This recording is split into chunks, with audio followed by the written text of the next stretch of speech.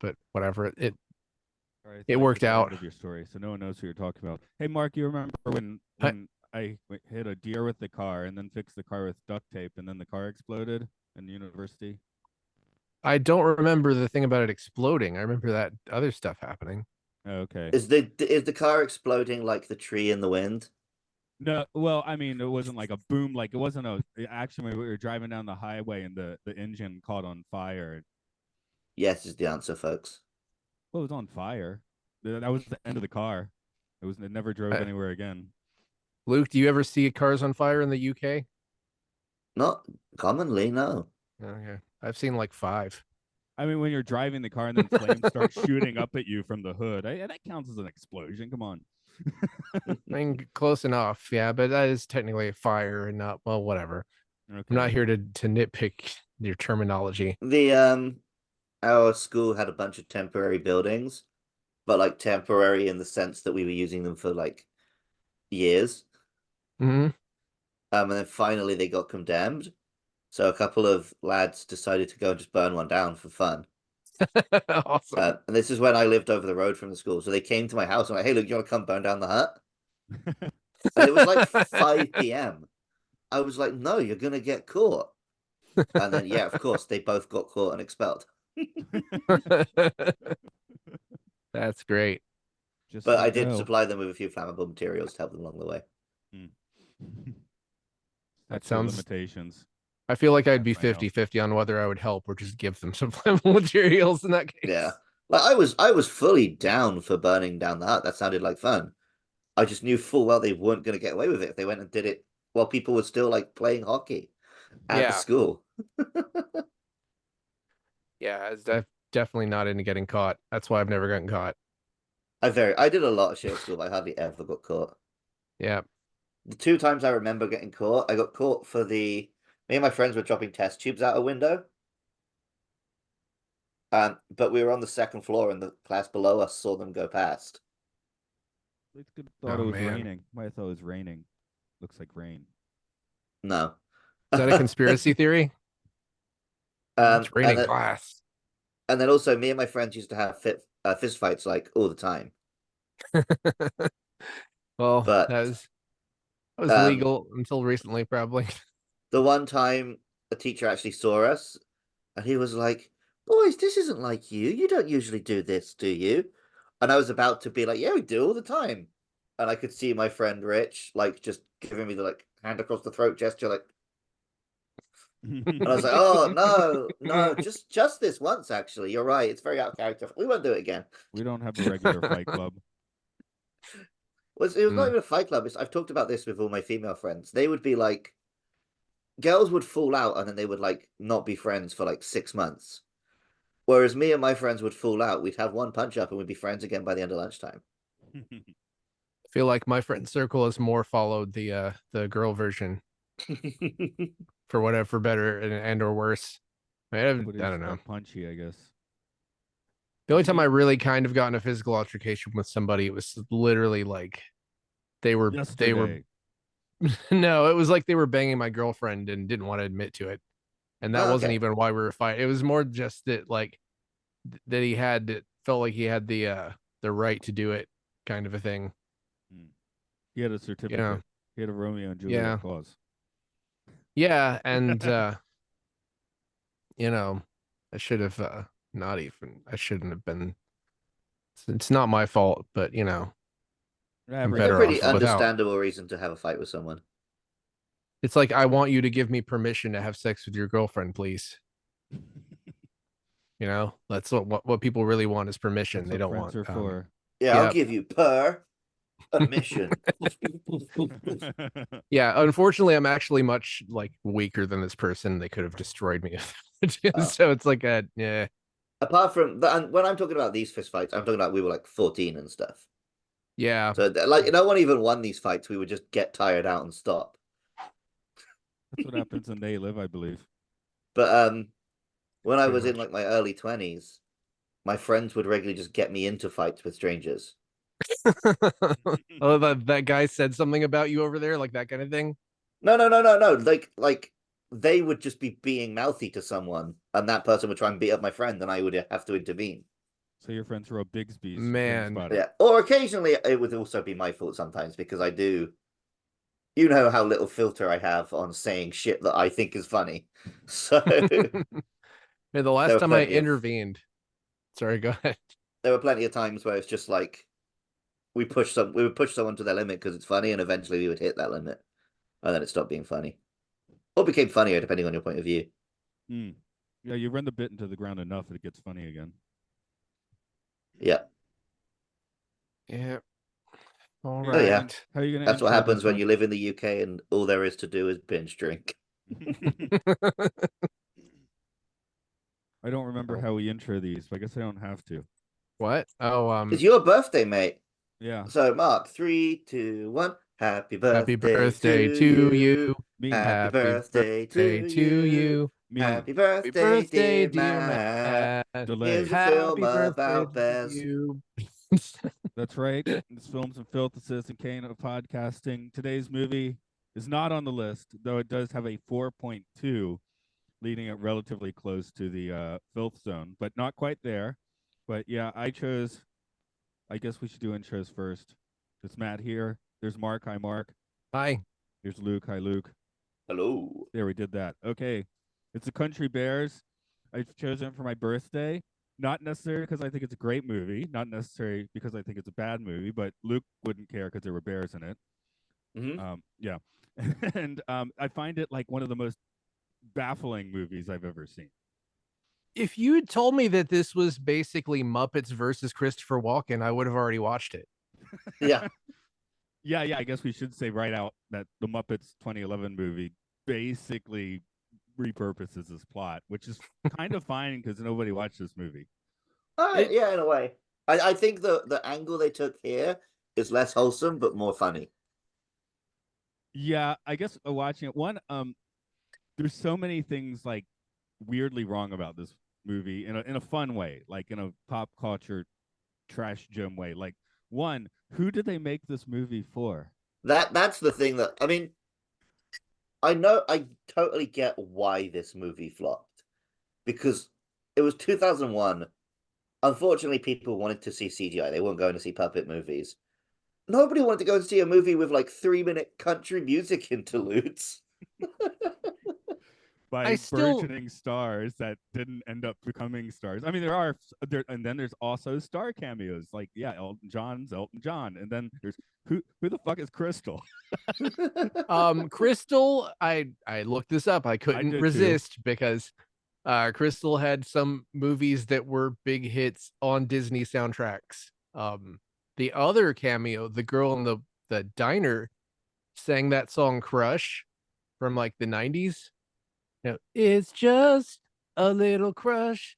Da, da, da, da, da, da, da, da. You remember that? Nope. No. Well, it was not a big hit, but it was enough that it has been in my head sometimes throughout my life. A very long time. That was a very long time ago.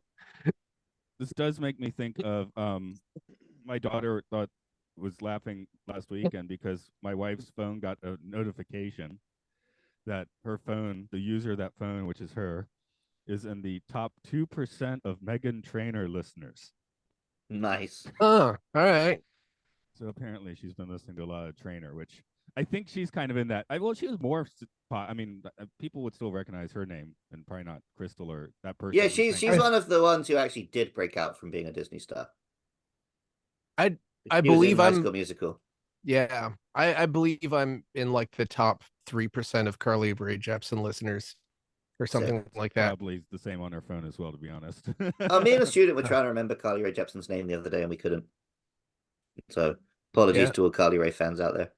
Sounds like she would be a country singer. Like, can I ask you something, Matt? Sure. What is country music? I still don't know. I don't understand. I don't know what country music is. What's like? Are we going like old school or new school? New school is just rock with just twang. Tell me what country music is. I don't know. I don't feel like I know. Folk blues played by white people. What about Lil Nas X? He's country music. What is that? How is that? I gave you the old school definition. Okay, I just don't know. I don't understand. I feel like country music is like possibly the most catch-all genre that that is a non-genre that's ever existed, even surpassing things like electronica and grunge, which I don't know what those things are either.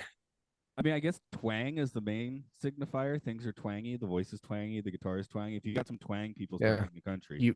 You require twang, and you can do anything you want, just put twang in it. That's it. Because I think that makes sense to me. Yeah, because a lot of the modern stuff is just basic plain ass rock songs with a little bit of twang added. Have you seen the Bo Burnham piece on modern country music? I have not. I keep meaning to watch all this stuff and I forget. He does a bit about modern country music where it's just rich guys using a series of key phrases that make it sound like they can relate to the people in the South. And that makes sense. I can't remember any of the lyrics, so this is a bad anecdote, but you should go check it out. Well, I mean, I can relate to these bears. Yeah, or you could watch the Key and Peele sketch with the racist country song. That'll teach you something about country music. Mm-hmm. Sure. Have you seen that one? Well, no. Oh, I don't. I mean, I just have all watched random Key and Peele sketches all over the place. I watched that one because Matt showed it to me. Or was it Matt E? I think Matt E was showing us all those. Yeah, he got me into Key and Peele. I'm pretty sure you showed me that one specifically. Okay, yeah, because maybe it being the Southern boy. I mean, not like the Bears. I guess that's the thing. Mark and I like walk. Well, me no longer, but we walk past weird country people in Atlanta. Atlanta's kind of an island, but especially you leave the city, things get weird real quick. Things have changed a little bit. I would say that a lot of the people in the suburbs now are just sort of milder rich people, and then a lot of the people in the city are kind of obnoxious, horrible rich people. Yeah, I mean, I guess there used to be more suburban rednecks, and then I should throw out that my parents' house is about 1 kilometer away from where Leonard Skinner recorded their '70s albums, which I think is funny. You know what? I kind of like Leonard Skinner after whatever. Except I've accepted that they're kind of good. It's and this also is, I guess, because the band now includes, I think they now have 0 original members. So it's just, I mean, half of them died in the '70s in a plane crash. But I was gonna say, I hope the original members form a new band and we get like a Sugar Babes situation. Theseus thing. What's the band that did that? Goblin. That's the one where, yeah. Well, there are a lot of bands did that. I wanted to make a meme that said "Who died and made you Leonard Skinner," but I just decided that was too mean. Didn't do it. Like that'd be a great name for their album, but I think didn't AC/DC? Yeah, that's a joke that they can make. Yeah, I think AC/DC did something like that. Well, Mark could maybe get a job as a touring member of the current Leonard Skinner, then he can make that meme.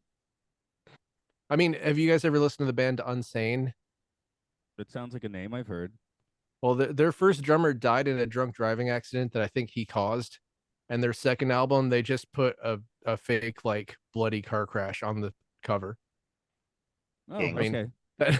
That doesn't surpass, like, Mayhem, who put out the bootleg EP with the dead guy who killed himself on the front of that, the actual guy whose name was Dead. His name was Dead, and now he's dead. Okay. Yep. My name is Dead, and I'm dead. Okay, yeah. You can look that up. That is something you can view if you choose. So, that's what he was born to do, like all of us. So, Matt, are you nerdy enough to know the things about the Country Bear Jamboree, like the history of it and all that stuff? Oh yeah, I know way too much about the Country Bear Jamboree. See, I went into this film not even knowing if the Country Bears were a thing before this film. I looked it all up after. That's kind of what I like to do. I only finished watching it last night, and then I immediately played Bayonetta until the end. And then I went to sleep, and I woke up, and now I'm here. Good deal. I don't have this. My tabs got all messed up. No, but there was something like the story of the conception of it. Tabs before the party. You didn't invite us. Sorry, I'll invite you next time. Matt's birthday tabs. Anyway, there was something along the lines of that Walt Disney loved bears, like the idea of singing bears. And the last time anyone saw him alive, he walked into a room, and a guy who was planning the Country Bear Jamboree was going to be part of a ski resort in California. This didn't happen. But he saw these bear illustrations and then just laughed and laughed and laughed, and then he said, uncharacteristically said goodbye. I guess or said goodbye in an uncharacteristic way, and then that was known as Walt's last laugh. That was his, but also Christopher Walken loves bears. I think Dana Carvey had. I knew I liked Christopher Walken for some reason. Yeah, he said that script. He said the script was one of the best he'd ever read. He compared it with The Deer Hunter. He loved it, and that makes me love it as well, and him. There we go. I guess I'll do a story for this one. I feel like this is one where people might come in having not watched the movie, but you know what? Watch it. You're gonna have to watch it in full frame. This movie is so uncared for. The widescreen transfer was never put onto home media. I didn't even remember what I watched it on Disney Plus. I can't remember what it was. So did I. I just went back to check and I was like, oh yeah, we were watching, or I was watching in full frame, and you probably were too. They did not release it on DVD, or I guess they were still doing VHS. And would I have noticed that? I didn't. I don't know, man. Saltburn was in full frame, and I noticed that. But well, whatever. That was supposed to be in full frame, right? Exactly, it was filmed that way. But I mean, that was the thing, is I noticed it. Okay, yeah, this like the Snyder cut. Yep. You're actually seeing more in the full frame. Oh yes, I need Batman to be taller, please. Oh yeah, that was also annoying when I tried to watch the Snyder cut. It was full frame. Yeah, I didn't like that. Well, you know what the solution to that is? Zack Snyder's vision, Matt. The solution to that is not to watch it and steel blue and black. Well, that's great, but nothing not says Superman like gray. It's not contrast enough to be a true black. It's kind of like dark gray. Anyway, where were we? Story for this movie. I wrote a lot of names in because, of course, I did. Barry Barrington is a young bear obsessed with the Country Bears band who broke up 10 years prior. After Barry's brother Dex reveals that he is in fact an adopted member of the otherwise human family, Barry runs away to the Country Bear Hall.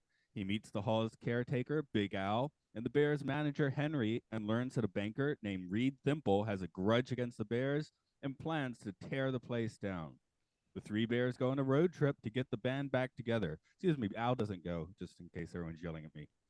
They find bassist Fred Betterhead doing production work, fiddler Zeb Zubler drinking too much honey, one-string thang player Tennessee O'Neill doing marriage counseling, and singer Trixie performing in a country club.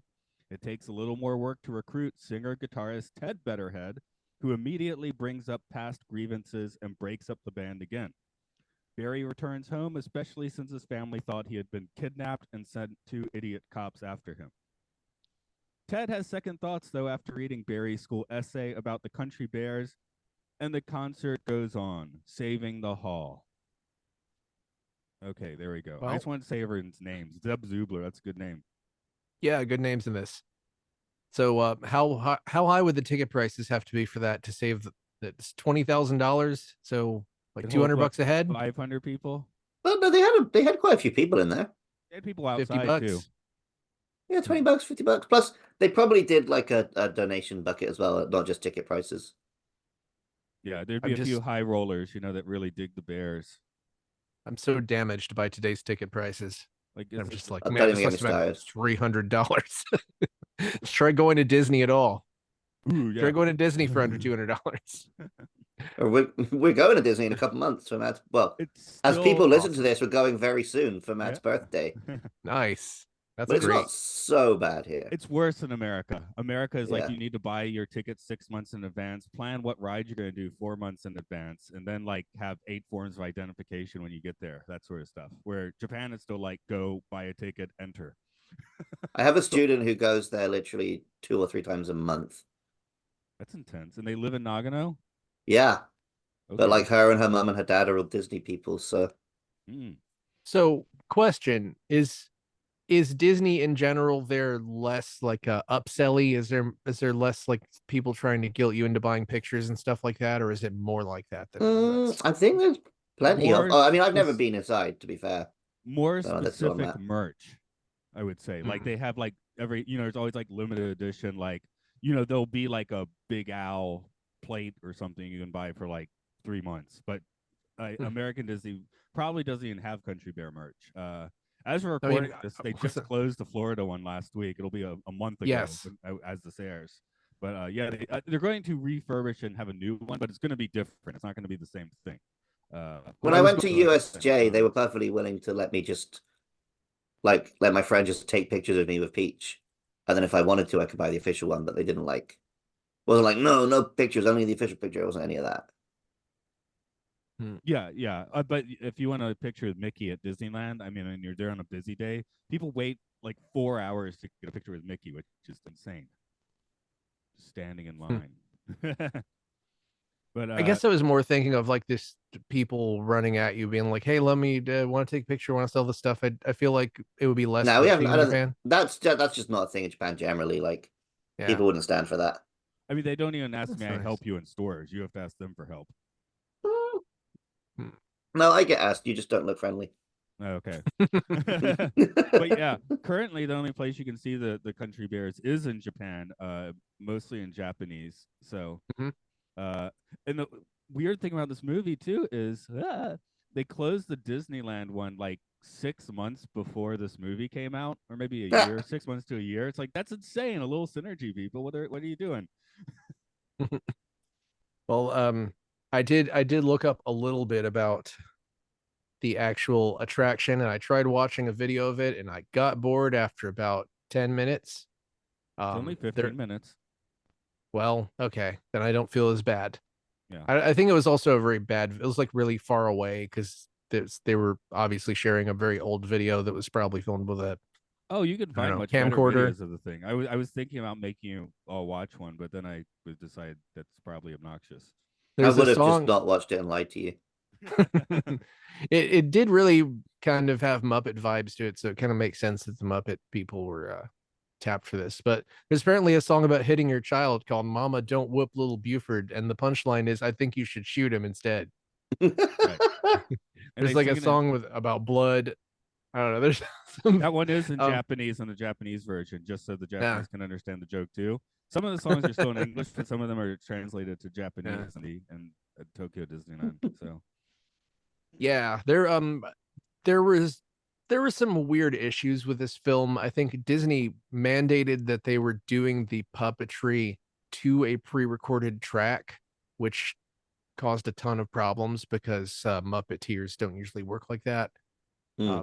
Obviously, there's a lot of weird camera angles and stuff, and I think some of the story beats are kind of like the joke that the bear had a human family was amazing, and then almost immediately the guy tells him he's adopted. The brother tells him he's adopted, and he runs away. Like, but also they still kept that joke going, and it remained hilarious. Like when the police are there and they're asking for like identifying features, and she's like, not really," and the kid's just like, "You kidding me?" And then his going. But we haven't really talked about this film yet, so I guess I'll come out and say it. Their names. I love this film. This film is amazing. Yeah, I'm into it. I mean, I did fast forward through all but the first song once I realized what they were going to be like. Yeah, but the rest of the film was incredible. Yeah, this is one of the reasons it's my birthday film. I need people to tell me if I'm an idiot for enjoying this film. No, this film is legitimately really funny. This is like, to me, as good as the Ninja Turtles movie with the same technology. It's just a different it's just different story. But you know, the bears this is up there with Muppet movies. The only thing I think lets this film down is that I don't think the songs were funny. And when it's just like, let's take a break from these jokes to just listen to a country song for a few minutes. Whereas if they played into the jokes more during the songs, this would have been an all-timer. They made such a weird choice too with because if you saw some of, well, I guess you might see the real one soon, but you know, they're kind of cute in the Disney attraction where like at the beginning when it shows them on stage doing like the Allman Brothers thing or whatever, they're kind of terrifying. Like he's kind that's perfect. They should have been more like accurate bears. there is one note I made where there is a scene towards the end of the film where Ted comes to the door to talk to Barry, and Dex answers the door. And I was thinking right when that happened, like if he just mauled him, it would be so funny. But what would have been great would have been if just for that one shot, they used an actual live bear and it just roared. That'd be yeah. If Jim Henson had directed this, there would be at least one like just bear attack randomly for laughs. So but still, yeah, I thought it was really funny and generally very enjoyable. I'm pretty sure Christopher Walken was not wearing pants when he kept smashing that model. That bit was great. No, he had many models. Not that model. He had Yeah. many models. Yeah. Like they built so many models for this. I was like, what's going on? That was great. Also, the reveal of who he no. was. Yeah. The reveal of who he was one of my favorite Didn't bits. see it coming. Did not see it coming. Me Should neither. have, but didn't. The thing is, his face as he starts playing his, arm fart music. This was the director is an Animaniacs guy, and the guy who played Freakazoid, Paul Rugg, apparently wrote about half of the script, but he's uncredited. And I credit that. I don't know if you guys are Freakazoid fans, but I'm a huge fan of that cartoon. And this is in that vein. It's sort of like wacky, but dark enough that it's not like out of control wacky. The only time I've been close to the Animaniacs in the past 20 years, there's a song in Animaniacs where he lists all the countries of the world. Yep. And there's a YouTube video where he repeats each country for once for every 10,000 deaths in World War II. And there's a bit where he's just like, Russia, Russia, Russia, Russia, Russia for like minutes. That's a fitting tribute, I guess. Yes. So yeah, I recommend that if you want to melt your brain one evening. Oh, I will be watching that tonight. But I did something I picked up. Maybe you noticed on your first view. It didn't quite settle in until I was watching it this time, though, which actually is only a second time. Just how much theming and detail there is to the honey bar. So I was like really enjoying the honey bar. Yeah. The hive lamps and it's all I didn't notice it the first time. I want to hang out in the honey bar. That looks like fun. Probably watch out. Come out with diabetes though. Yeah. I don't think honey gives you diabetes. I think it does something else to you. I don't know. Turns you into a bee. Diabetes. Yeah, diabetes. Just I don't know. Did you hear about the guy who was trying to steal honey? What about diabetes?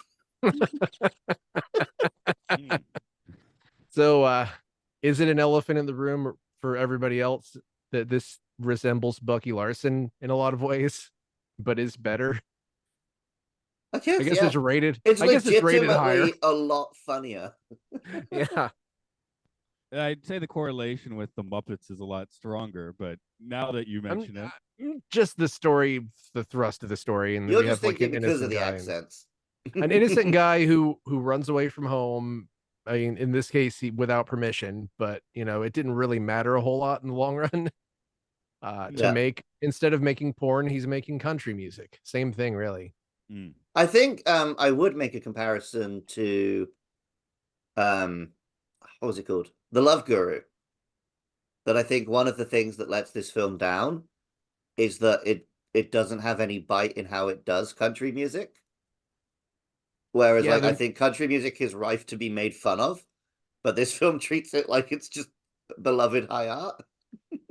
That also makes sense that you make that reference because it had the whole 9 to 5 cover in the beginning that John pointed out when we watched that they just did the whole song and there was no jokes in it really.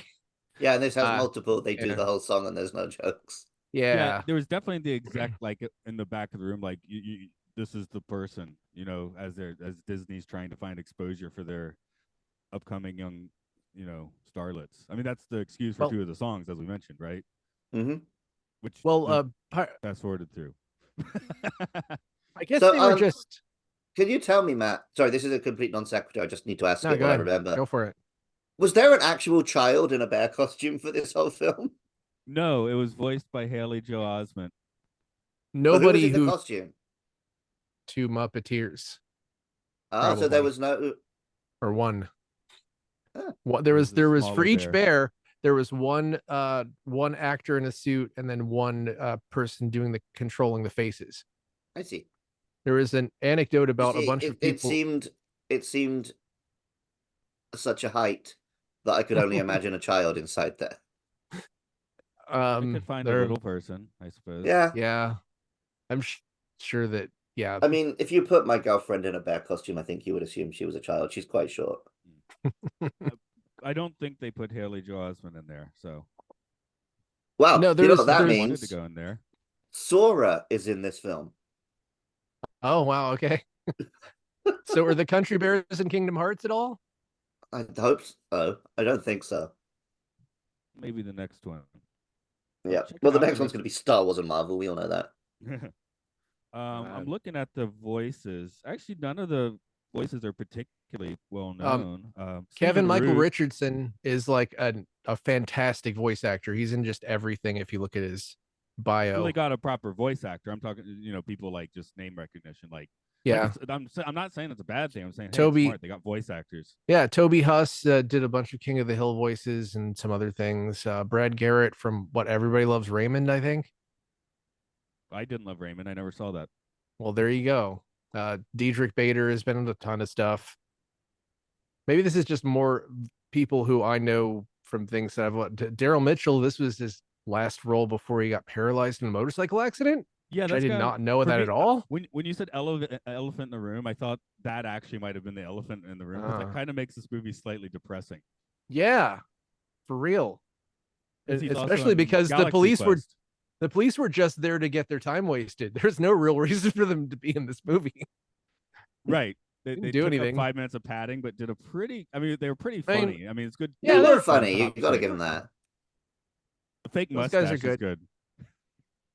Yeah, I mean, yeah, they did some good cop shtick. It was more of a thing where I was just I'm always obsessing over plot details and like what basically Barry could have just called, and then that stuff would have happened. All you had to do was just call. No, he did call, and they were like, well, he's a child. He might have been told to say that, which I think is a fair response. That is actually very very true. Also, I love that their last name was Barrington, even though they were the humans. But yeah. Go ahead, Matt.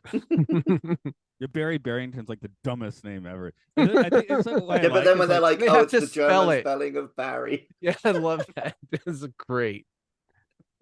There's some anecdote I found somewhere on the internet where a bunch of people were doing a studio tour or a Hollywood star tour, and they happened upon the scene where Elton John was with all the bears, and apparently one of the bears got plugged in wrong. Their face went all crazy, and he said that's what he looked like when he used to do coke.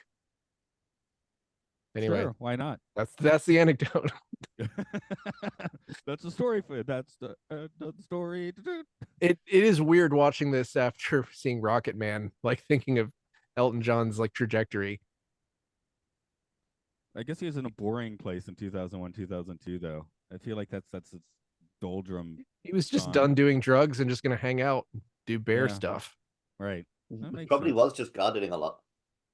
That's true. He lived, or he lives here. I think it used to be if you go to the Tower Records, you would have a pretty decent chance of running into Elton John. I don't think I ever saw him, but Matt, did you ever see him? No, they would open out on release day. They would open Tower Records an hour early for him, so he could go shopping by himself with his entourage and just buy every new release. Oh, good for him. Right. So I've heard Tower Record workers who obviously regularly saw him, but yeah, they arranged for him to come in like when the plebes were not there. Yeah, maybe. But he lived in lives in a high rise very close to that location, so it makes sense. Well, one of his places, I guess. Over there in Buckhead. Money. Like I'm sure he has money. Yes. In this movie, they went to his house on the studio lot. He lives on the studio lot. He sure does. But yeah, talk about Barry. I do like how like dumb he is. Like I feel like they usually want to make the kid character like slightly smart, but I always appreciate the dumb kid in a movie, Mm-hmm. Like the one time he solves one of their problems is by like gambling their bus. And that was actually that one song was kind of fun just because you get like him. Yeah, that actually I didn't skip because that felt like the song was relevant and part of watching the film. Is Brian Setzer the devil? Yeah. Sure. Okay. He's a bus devil. Did you know this is the same bus from Almost Famous? I wrote that the scene where Ted goes back to Barry's room at the end was exactly the same scene from Almost Famous. Well, there you go. This is a Did you know parody this of is Almost not the Famous. bus from Speed? It's right. That bus exploded, I think, It went under 50 miles an hour. eventually. Or I was think it this 30? bus could hit 50 miles an hour. No, I think I've told the story before where I had to drive a bunch of kids in a 25-year-old school Oh, bus you to had the to bomb it Poconos. down the hills to make it back up the hill? Yeah. So I was like, I worried I'm going to kill everyone Yikes. every time I go down a hill. To be fair, the previous, well, I guess I was technically a professional bus driver. If you have the license, you are. But yeah, the lady who was driving the bus to just suddenly quit the day before. So if not for me, there would have been no field trip for the children to the roller disco. So if you Was had it to actually the gamble roller the disco bus, you went to? Was that? Was it actually the roller disco you went to? Yeah, like in the deep Tight. countryside. It was like country roller disco. well, what was I thinking about? What were you thinking about? I don't know what I was thinking about. Say something else. So if you were going to make a new sort of, Muppet-esque film like this, what would be your combination of animal and ridiculous kind of like music or celebrity act? Disco cougars. I've met plenty of those in the nightclub, mate. Yeah, exactly. But that's the joke. That's the joke is that Yeah. they're disco cougars, but like none of them are older women until you get to the end, and then there's like one. There's one is the boss, and be like, "It's me. I am the boss of the disco cougars." Yeah.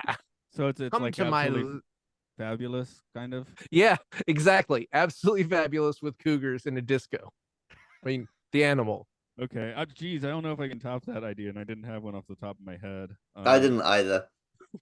Now I feel I'd like want to see something with octopuses. Just That'd be like, great. just imagine them like, just with their 8 limbs wiggling around human society and no one commenting on it. Be really funny. I bet we haven't gotten there with the CGI yet. But No, but I bet if they put that kind of money into an animatronic, we could. Yeah, I was about to say, I think Lou's question requires this to be animatronics. Yeah, I that's don't probably want better. I don't want CGI. We already had the dinosaurs sitcom, so that was covered. Yeah, no, that's why I didn't say dinosaurs. Otherwise, I would have obviously have done so. I mean, is kaiju too close? I would say, what if we just got a bunch of the old Godzilla costumes and did a sitcom about them living in a house? That's where I was about to land. Like they're all screaming and they're subtitled. That'd be great. Without saying more, it's like the end of sense. Big Man Japan. Yeah. Yeah. But, yeah, there's something. I mean, the reason I even brought that up about being hard to animate is that there's something about horses are apparently very hard to animate, and that's part of why people doubt whether we're going to get the JoJo, 8th arc, Steel Ball Run is like apparently That's about horse racing.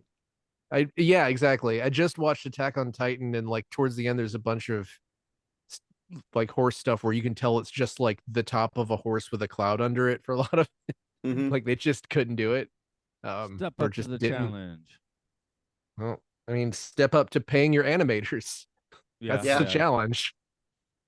Yeah. Also, not making them do 8 series in a year. Oh, now it's depressing. Now it's depressing. I'm hopefully working for the Henson Another Group to reason drop why it I more want fun. my octopus film to be puppets is because those guys are unionized. Hell yeah. Well, speaking of puppets, there is an interesting interview online with Terry Hardin, who was Big Al and Trixie. That's where I got a lot of my puppeteering information. But there's a lot of behind the scenes photos of the bears and things like that, which is, I always love stuff like that. I love the art of puppetry and one of the things watching this is you do have to keep reminding yourself, no, I'm not watching dumb CGI bears. They actually made these. You know? I didn't have to remind myself of that at all. I was immediately just relishing in it. I was like, I assumed it was CGI bears. I did not know. So if I'd known, then I would have just probably watched this a while ago. Really. Oh man, if this would come out in 2001 and they were CGI bears, imagine watching that now. It'd be horrendous. That's a good point. I didn't even think about that. I just That's what I'm saying from the 2024 state of mind. You're saying, CGI. No, they didn't. No, they actually did this. That's kind of awesome. Yeah, time is so nebulous that I sometimes I forget where the point is that we just everything was CGI hell, and that was at least after Iron Man. Around here, well, that's it. I think it was starting to happen here, but like the stuff they were making at this point looks dog shit now. Like, I guess this movie is maybe one of the last big analog blasts. Maybe that's part of its charm for me. Like, I mean, what's after this? I mean, unless they're like intentionally like a Nolan film, like I'm just gonna do it all, like as an intentional throwback. Oh, this year was the same year as of course, Tim Burton's Planet of the Apes. So again, that people were not going to see these films at this point. And the thing is, I love the way those apes look. Oh yeah, I love the visuals of that film. I haven't really watched the whole thing, but I do love the apes. No, the design's fantastic. But also Mummy Returns with that CGI rock at the end. That was this year. Yeah, I remember. Well, Mark, you were just saying how you never watched the Mummies, but I did see the Mummy and the Mummy Return, and I remember coming out of the theater, the Mummy Return, being like, "What the hell was that?" But also, Lord of the Rings: Two Towers Lord of the Rings this year. Yeah, but Lord of the Rings was the perfect blend. And also they had Weta. Yeah. Like Peter Jackson basically built this incredibly talented effects group up and had them all to himself, which is the last time that happened was Star Wars. But the kids' film that was eating this film's lunch was Shrek, which was CGI and also had the bite that this film didn't have. Like Shrek was like taking shots at Disney in a way this film was not taking shots at country music. That's true. Shrek is the perfect blend of edgy and edgy, but still has a good heart. It has a good heart, and it has an airtight story, which is very important. Yeah, just to put it out there, budget on this was $35 million, box office $18 million. So this was like a massive failure. What are the Shrek numbers? Shrek's numbers are big. I'm sure. I'm just like wondering if it hit the now it's like you didn't really. If you don't hit $1 billion, you're a flop these days. Yeah, right. That's what I'm saying. But I doubt Shrek made that kind of thing. Men in Black 2. I want to say Men in Black 2. That does have, but now that film does have a bunch of puppets and then some dreadful CGI. Yeah, like the CGI where it's all the aliens are playing Twister and are looking like dog shit, even like the minute it came out. So Spy Kids, again, bunch of shockingly bad CGI, but did better than this. The Adventures of Pluto Nash. $491 for Shrek, by the way. I was just curious, what is a massive blockbuster in 2001? Actually, Shrek's a year earlier, so it didn't directly eat this film's lunch. Oh, this was 2002? This is 2002. That's why I've been looking at 2001 this whole time. Okay. That's why I was saying it's so funny that they closed the attraction in Disneyland in 2001 and then released this movie. It's like I guess that's a corporation that doesn't talk to itself, but I believe these departments are incredibly separate. Yeah. I think maybe now they're trying to bring them closer together because now they're opening more themed things, and interestingly, Universal is doing more I don't want to say generic, broad thing. Did you see their reveal video for all the new stuff they're doing opening in Florida? YouTube suggests I watch it, but I watched what did I watch instead? I've only been paying attention to Donkey Kong. I watched what would happen. They barely said anything about that, unfortunately. If an asteroid hit the Earth the size of Rhode Island, it was trying to suggest what would actually happen. I mean, I'd go to that theme park, but I'm just saying that's what I watched instead of the Universal video. But yeah, look, they're doing a lot of stuff that's sort of like, what is it, like Poseidon's Wrath, where it was basically you're just seeing really cool effects, but it's a public domain thing. Like there's a lot of stuff where it's like go and see the horoscope, which I don't have a problem with, really. I don't want everything to be themed all the time. I don't want to feel like I'm being sold intellectual property. That said, I wish in the UK we don't have like Universal or Disney. We just have Alton Towers and Thorpe Park, which are just hey, look, we have stuff that whizzes you around really fast. But Alton Towers has some of the best roller coasters ever, and I really want to go there. They have a Wicker Man.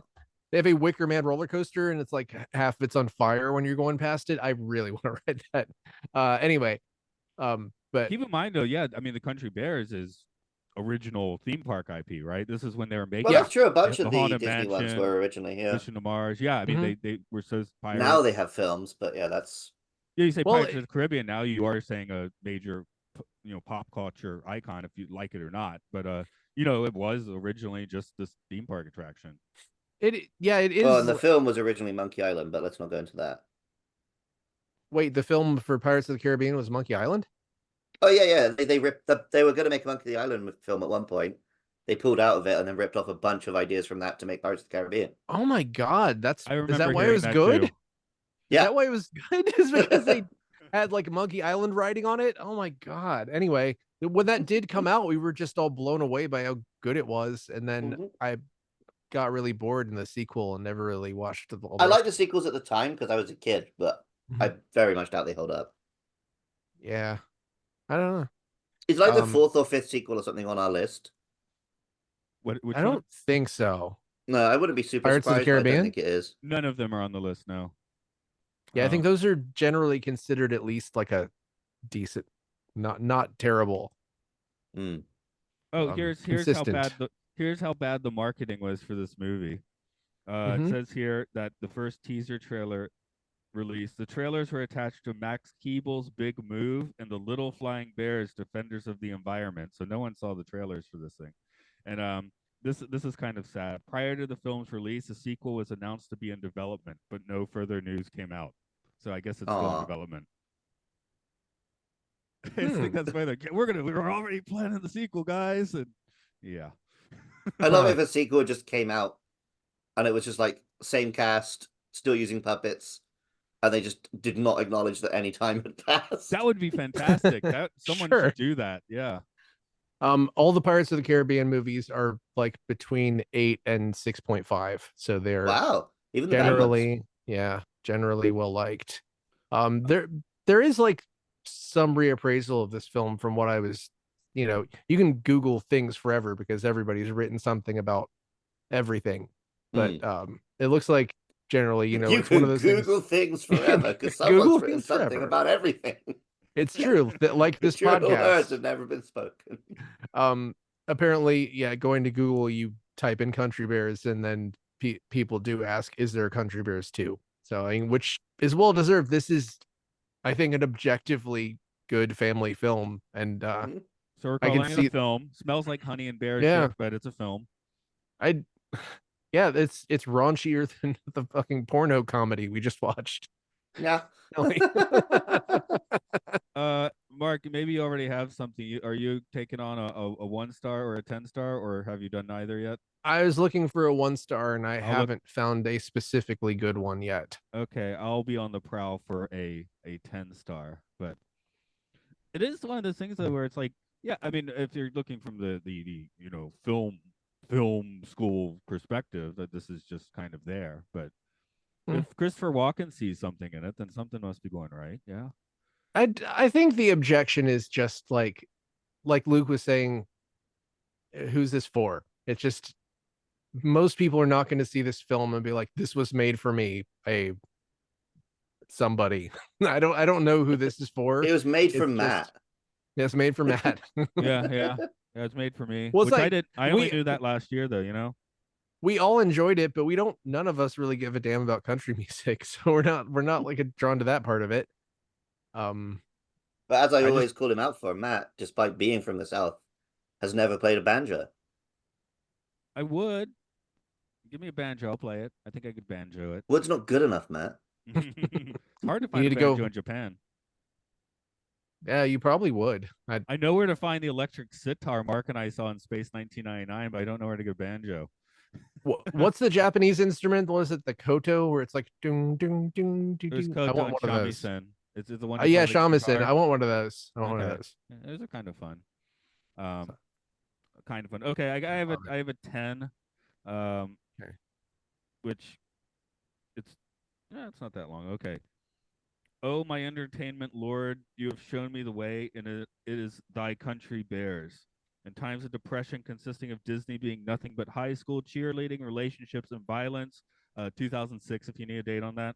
There would be one movie that would take all of these troubles and shove it out the window, bringing forth a light shining from a distance, yet it is that of Thy Country Bears. This movie would belong in a category of some G-rated Disney movies that are somewhat intelligent in my book, known as vacation movies, because it's like being at a Disney park. And then they kind of go on about nothing for a while. So see if the Bears can save the concert hall when you see the light with Thy Country Bears. 10 out of 10, 4 out of 6 found it helpful. I don't know why they kept saying die, but you get into again, you run your bit into the ground, right? Yeah. I found a 1-star review I want to read, just because it's so the opposite of everything we've said. Okay. 1 star is harsh, but this deserves it. That's what I was going to read. Go for it. Wow, that was an excruciating watch. From literally the first few seconds, you know where the Country Bears is going, both with the plot, but also with the concept of the bears themselves. That's if you didn't already guess from the poster. As I always try to find the positive parts, yeah, if I was forced to pick something, it would be 1 or 2 of the songs, which are not horrid. There's also a notable cameo from an English musician. I guess that's one. On the contrary, where to start with the negatives? The bears. Having people in costumes is always a bad idea. It cheapens everything else around it. They have little or no emotion, so it's impossible to feel attached to the characters. The dub-like audio for them and other parts of the film is very poor. No one stands out in the cast with the exception of Christopher Walken. But that's only because of Walken's fame, not his role in this. The premise is so predictable and lazy they don't even attempt to throw you off the scent, instead trying to force a heartwarming story which doesn't land whatsoever. I, no matter what, always feel 1 star is harsh, but this deserves it. Of the 1,106 films I've currently seen, this is just the fifth time a film has scored this low with me. Truly dreadful. How many films have they Yeah. That last sentence, that's just what really ties it together. I love it when people they're like, put it out there, like, of the one I have seen so many films, and this is only one of very few that I have rated. Yeah. that I have pronounced my rating upon. Great. I like that they're like, oh, the good thing about this is the song. The bad thing about this is that it has puppets and costumes. Yeah, when you say that was written in 2020. Oh, okay. That wasn't even written in like 2002. I do love that we have the choice between like contemporary and actual like stuff. I love when there are reviews that are of the time. Matt, was your review of the time? Well, I did my little aside and said it was 2006, so it was several years later, because they were complaining it was all cheerleaders in high school with Disney at that point. So I missed that because I was looking up stuff. Yeah, we were both ignoring Matt because we were trying to find our review to read out after. So, and we found I'm sure the listeners enjoyed it, Matt. Like maybe I'll listen to it later and then I'll hear it. I mean that's what happens when you podcast, right? So I mean, yeah. The danger of podcasts is when everyone suddenly realizes they have nothing to say and everyone just stares at each other, which I don't think we do too much, but it happens. So there's one actual casualty in this film. It's like you're worried about the Country Bear Hall being torn down, but that diner, which was called, I don't have the name of it up. The cool looking diner where they had the music and the great curtains number. Yeah, it had an awesome sign, so I looked it up. That was torn down like immediately after this movie was filmed. Blasphemy. And rebuilt. Johnny's boiler, but it's like Johnny with one N. It was rebuilt to look kind of the same. It's like, I guess in California, it's weird, like being here in Atlanta, there's just one big giant like garbage restaurant. It's called the Varsity, and there's just never really been any other ones. If you go to somewhere like the Midwest or California, sometimes they have tons of them. The 60s architecture, but yeah, I was gonna say they might have rebuilt it, but if they didn't do it, can you rebuild something that actually looks like it's from 1962? I don't know. I don't know. Go there and find out, I guess. I would like to. I'll let you know if I ever go to whatever California that is. Does it still have the scent of linoleum and asbestos? Probably not. Downey, California. Okay. But anyway, so R.I.P. to that, and R.I.P. to the original Country Bears. Looking forward to the new one, and happy birthday, Matt. And happy birthday to this podcast, which is now a year old. As of April 1st. Yep. So, wait, never mind. I thought it started on your birthday for some reason. No, I made the No, list. the concept came up on Matt's birthday. Yeah. This is our list of the opposite. Our of list of 100 joke. Films was saved at Matt's birthday. Yes. Well. So at some point we should do the Mark's review thing that he wanted to do. That I don't think will fill a whole podcast, but the year recap. I mean, we could fill a week with it and make that the podcast for the week and give ourselves a week to only do that. To do what? To like recap look at how the list has changed since you started it, and what films we're missing out on watching, and what films we're escaping from being subjected to. And maybe just recap stuff like what was your favorite film, what was your least favorite, etc. Right. What was the filthiest? It could be a nice cut-off date to stop mentioning Once Upon a Time in America. Every episode. That'll be the retired bit at that point. Yeah. Well, hey, we got this far without mentioning, and then you screwed it up. No, that's the theme for this year. This is the first season is the Once Upon a Time in America season. Like how in Game Show we had a year of ripping into Yuji Naka. Now it's our year to rip into Todd Howard. Nice. Is Yuji Naka still in prison, or did he get out? He's in like a house arrest kind of. He's not like in prison. I think. Well, yeah, there's oh man. When I don't know. There's a lot of stuff on Todd Howard. I'm just gonna let you guys do that. But I love when something random comes up, like, oh, he was voice acted in some Fallout game. Oh yeah, that clip terrible. Came up. Yeah. Great stuff. Anyway, if you would like great stuff like that, you should check out other podcasts that you can find at Podcastio, Podcastius on Patreon. Like the aforementioned. Sorry, go ahead. I was going to say, you can listen to the most recent Game Show, which has Matt on it. That is true. Yeah, that's awesome. I think I requested that. So thanks for fulfilling my request. That was fun. I didn't know you had requested that. We just didn't have an episode that week, and I had Matt and Mercy with me, and I was like, let's do a podcast. I think we were just hanging out. Sometimes you guys talk about what you're going to do, and I said, you guys should just do a game show where you quiz Matt. Yeah. And it came true. Okay. I'm not going to tell you who won, but you might guess. You might find out. A fun episode would be we get like Matt or someone who's not a gamer, and we each have questions, and whoever he could get the more of your questions right wins. Like me and you could do one and see who he's actually been listening to when we talk about games. Oh my god! All right, that sounds awesome. Anyway, well, hopefully that's coming sometime. But check out Game Show, Luclos Pokemon, Hyrule Field Report, Podcast 1999, Time Enough Podcast. Damn it! I said I was going to write these down. Officially a podcast by Super Chats. Nice. Damn it podcast. For people. The Damn It podcast. I said a cult. I didn't say Cult Disney, and I didn't say goodbye and farewell. Have yourself a jamboree with some bears, real bears.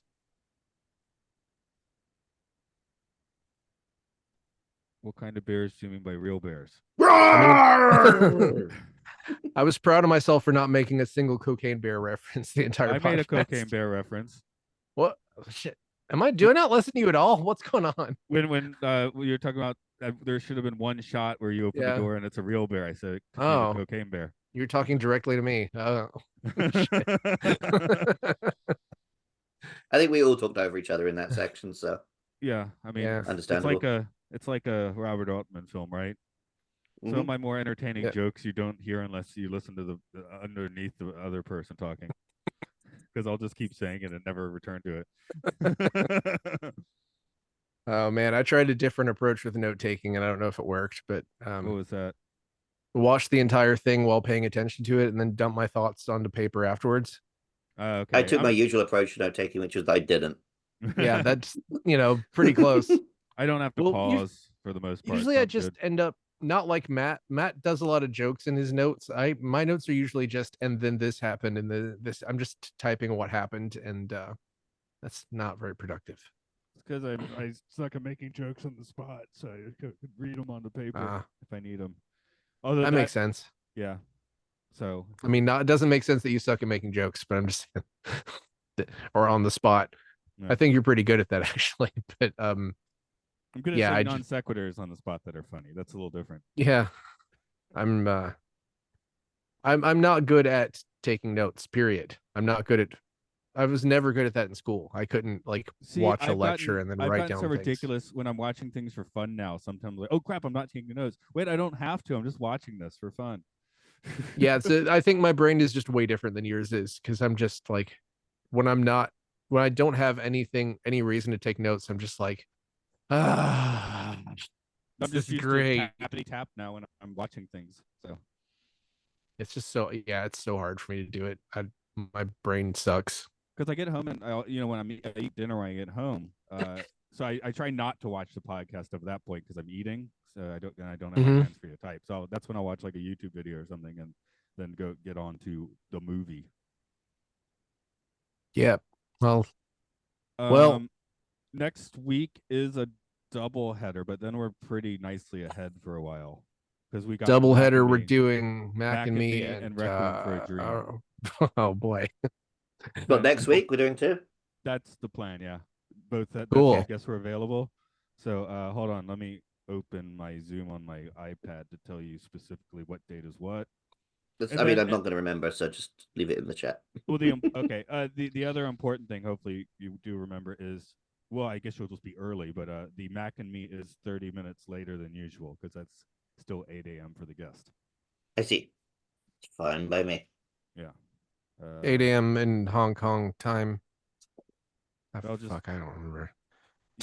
I think. Well, I trust we worked it out. It seemed. I think we worked it out. I scheduled it to Hong Kong time. Yeah. So. Yeah.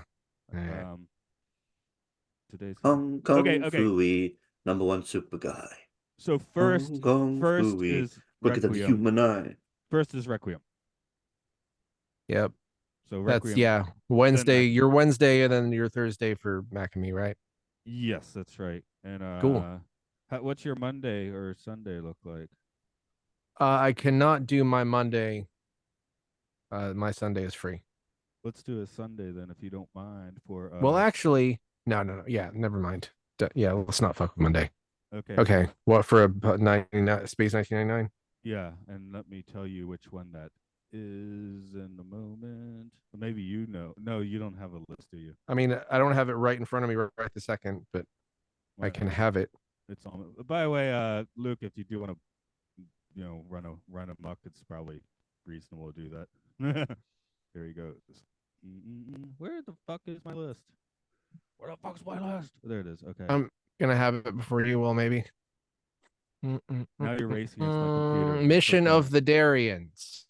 Okay, Mission of the Darians. So I'll make a link for that. I'll send it along to Brian if he wants to show up. He can. I wish I knew somebody named Darian that I have. Well, I sort of do, but I wouldn't want them on a podcast. I don't know them. I don't know them. Yeah, shouldn't say I don't want them on the podcast. Yeah, there's only 3 episodes left, so we're almost there. I have not done, and I think I have 3 cast bios left to do, so I suck at that apparently. Well, that works out then. Okay, I'm gonna go ahead and hit the. But